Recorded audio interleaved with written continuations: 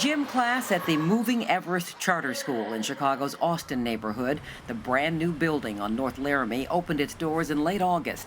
33-year-old Tiffany Flowers decided to send her kids to this charter school after growing frustrated with her neighborhood CPS school. At the end of the school year, the kids were outside at recess and they had a shooting going on.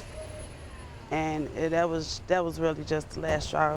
Flowers says there were numerous behavioral problems at the neighborhood school, and in the winter there was no heat. She says choosing to send her kids to the new charter school was the right decision. But not everyone is happy about the new charter, especially Venus Finley, president of the local school council at nearby Spencer Elementary. We don't need them building more charter schools when they can put the money into the neighborhood schools. Spencer's budget has been cut by about $500,000. Finley says the new charter school is stealing away students and money. But Mike Rogers, executive director of Chicago Education Partnership, a nonprofit which operates the Moving Everest School in Austin, disagrees. We're not stealing anybody. We're not stealing anyone's money. The parents are deciding, and I think that's really the optimal solution. Meanwhile, on the southwest side, the Noble network of schools, which currently operates 16 charter schools in Chicago, has ambitious plans to build a new one from the ground up on an empty lot at 47th and California.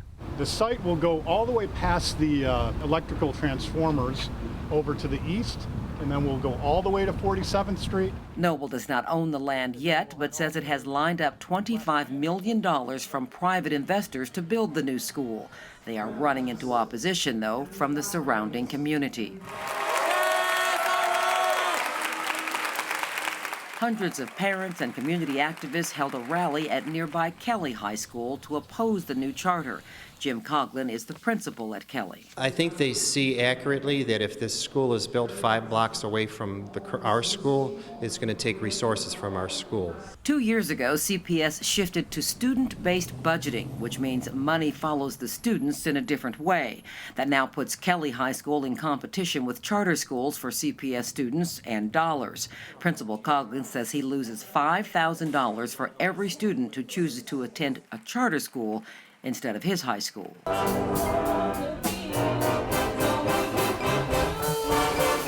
Days after the rally at Kelly High School, Noble Networks staged its own rally during a makeshift news conference held in an alley next to their proposed charter school site. Noble executive Michael Milkey dismissed the notion of competing for students and said charter schools actually make neighborhoods stronger. Some may choose this over private schools, and some may choose this over moving to the suburbs.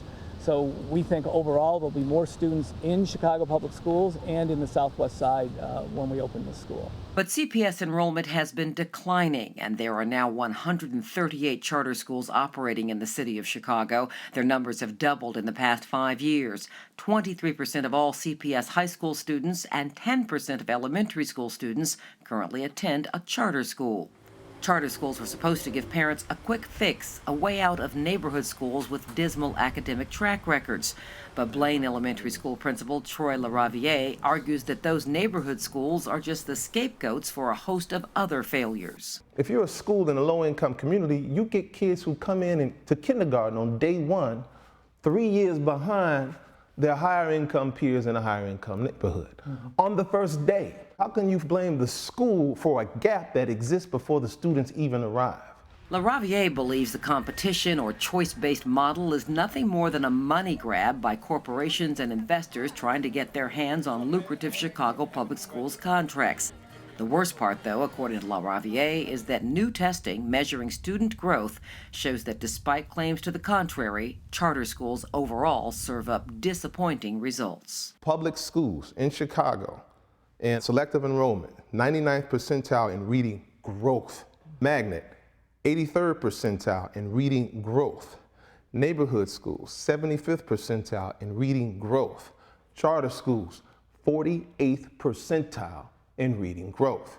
Yet, in neighborhoods like Austin, parents like Tiffany Flowers are happy to have something brand new, a choice that offers hope for a better outcome. I'm really just excited to just see them prosper in a good school, and as long as this school stays here, my kids will be here up until they have to leave, I guess.